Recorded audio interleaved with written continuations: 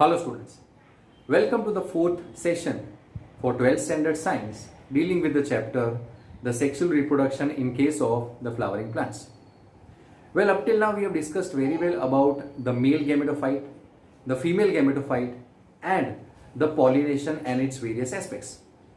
Now today our main focus of attention is on the pollen pistil interaction and the other post fertilization events. So let us go into much detail of it. Now focusing on the pollen pistil interactions.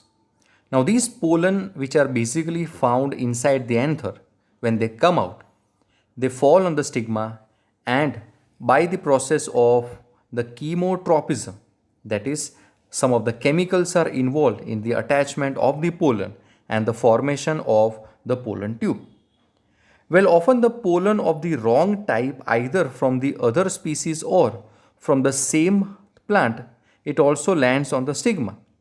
So the pistil has the ability to recognize the pollen, whether it is on the right type, that is a compatible, or of the wrong type, that is the incompatible. Now if it is of the right type, then the pistil accepts the pollen and promotes the post-pollination events that leads to the fertilization. Now if the pollen is of the wrong type, then the pistil rejects the pollen by preventing the pollen germination on the stigma or the pollen tube growth in the style.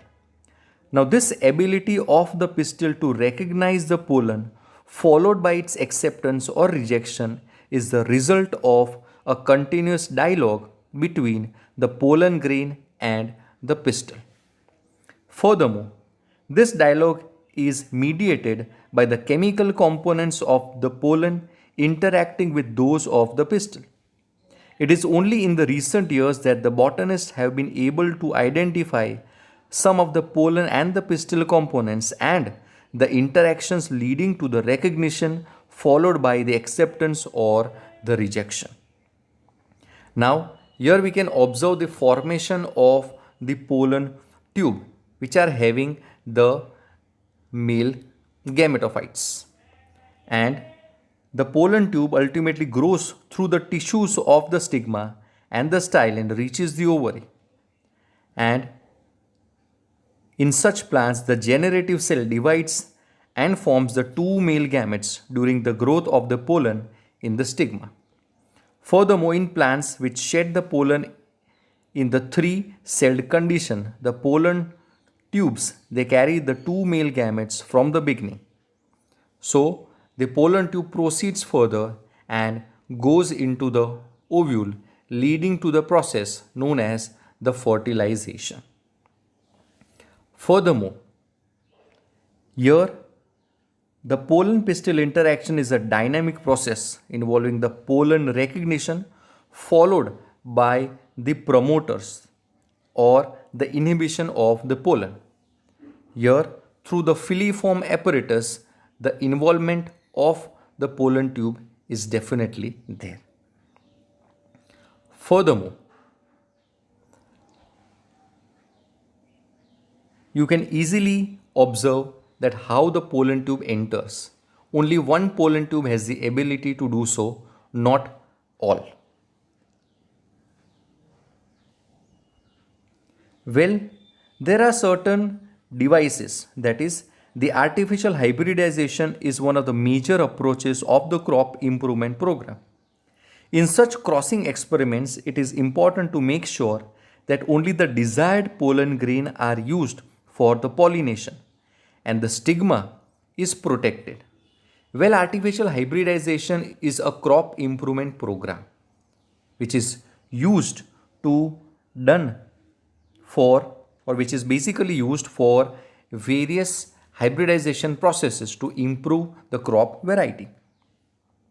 Well, if the female parent bears the bisexual flowers, the removal of the anther from the flower bud before the anther dehisces using a pair of forceps is necessary. Then this step is said to be the emasculation. So there are certain steps that are involved in this process, and one of the process is the emasculation. So there are two basic techniques. First is emasculation and the other is the bagging. So in case of the emasculation, the female parent that bears the bisexual flowers, the removal of the anther from the flower bud before the anther dehisces, using a pair of the forceps it is done, and that is said to be the emasculation. These emasculated flowers, they have to be covered with a bag of suitable size, generally made up of the butter paper, to prevent the contamination of its stigma and the unwanted pollen. And this process is said to be bagging. So when the stigma of the bagged flower they attains a receptivity, the mature pollen grains collected from the anther of the male parent are dusted on the stigma, and the flowers are rebagged, and the fruits are allowed to later on develop. Moreover, if the female parent produces the unisexual flowers, then there is no need of emasculation, and the female flower buds are bagged before the flowers they ultimately open. And when the stigma becomes receptive, the pollination is ultimately carried out using the desired pollen, and the flowers are further rebagged. So here emasculation and bagging, they have a huge role to play in the artificial hybridization, bringing about the new variety of the pollens and the new variety of the numerous crops that are there. Here we can easily observe that how the artificially involvement of the pollen grains are basically carried out. Furthermore, such artificial hybridization is also commercially very much superior, because here the desirable characteristics are mainly produced for the commercial varieties. So more commercial varieties of the crops can be generated, which is used to enhance the economy of the country. Furthermore, taking into consideration the other aspects of the post-fertilization events. Now, as we have seen very well that the pollen germination on the stigma, that is the pollen tube, it enters having the male gametophytes, it enters the ovule, and the other processes of the fertilization basically takes place. So after entering one of the synergids, the pollen tube releases the two male gametes into the cytoplasm of the synergid. One of the male gamete moves towards the egg cell and fuses with its nucleus, thus completing the syngamy. This results in the formation of a diploid cell, that is the zygote. The other male gamete moves towards the polar nuclei located in the central cell and fuses with them to produce a triploid primary endosperm nucleus, that is PEN. So as this involves the fusion of the three haploid nuclei, it is termed as the triple fusion. Here we can observe the various fusion events. Since the two type of the fusion, that is the syngamy and the triple fusion, takes place in an embryo sac, the phenomena is said to be the double fertilization. So here we can easily observe the male gametes inside the synergids through the filiform apparatus, and the central cell after the triple fusion becomes the primary endosperm nucleus. So the syngamy, which we can easily observe, that is the egg cell fuses with its nucleus, completing the syngamy. That is one of the process that takes place during the double fertilization events. Furthermore, So with the other male gamete moving towards the two polar nuclei located in the central and fuses to produce the triple endosperm nucleus, that is the primary endosperm nucleus, and that is said to be the triple fusion. So here we have seen very well that the double fertilization events, which is mainly involving the two major processes, that is the syngamy and the triple fusion, so that together forms the double fertilization. And the central cell after the triple fusion bears the primary endosperm cell and develops into the endosperm, and the zygote develops into the embryo. So the later on the ovule develops into a typical seed and the ovary develops into a typical fruit. Furthermore, proceeding into the post-fertilization events, here we can easily observe the degenerating antipodal cells and the degenerating synergid cells. And the zygote later on developing into the embryo, and the primary endosperm cell later on developing into the endosperm tissue, that is the stored food.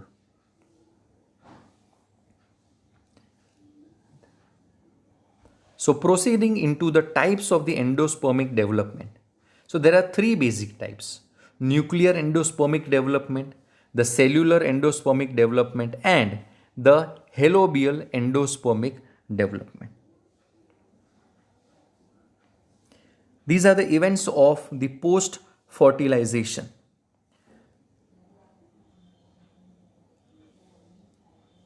Well, in case of the nuclear endospermic development, we can observe that the primary endosperm nucleus, it divides multiple times to produce a lot of free nuclei. There we can observe very well that the nuclei which are enclosed in the cell wall also. In case of the cellular endospermic development, here we can easily observe in case of the utricularia how the primary endosperm nucleus, it ultimately proceeds, divides the nucleus, ultimately divides, and it attains a proper cellular organization. In case of the halobial endosperm development, the PEN, it shows the micropylar cell and the chalazal cell, which later on forms the basal apparatus also. Well, in case of the coconut, we can observe the free nuclei forming the content which is used for the drinking purpose.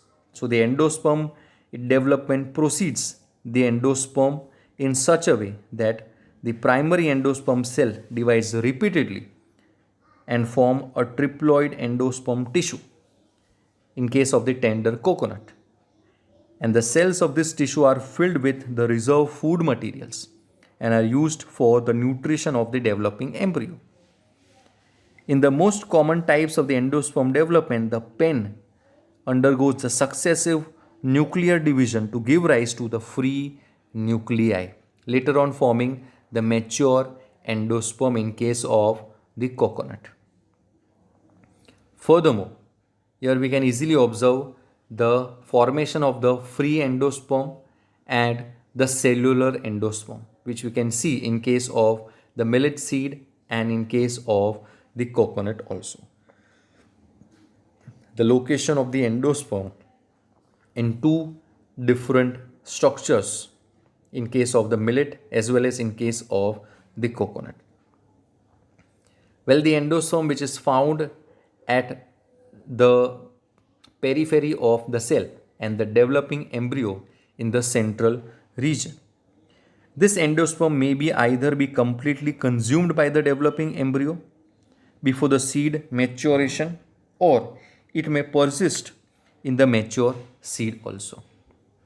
So, this primary endosperm nucleus has the ability to divide and forms the embryo later on.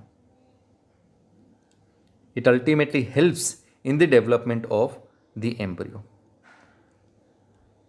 Furthermore, here we can easily observe that how the formation of the seed takes place, and from the seed the nutritive components, that is the groundnut seed, focusing into the content of it, has the typical structure of the embryo, and moving into the crux of it, that is the cotyledons, which are the stored food that is mainly consumed.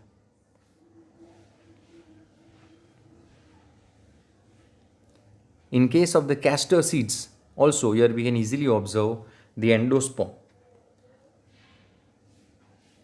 Now, in the cross section of a typical seed, we can observe the outermost covering, that is the pericarp, the above layer, that is the aileron layer, which surrounds the starchy endosperm, and the embryo with a lot of transfer layers also.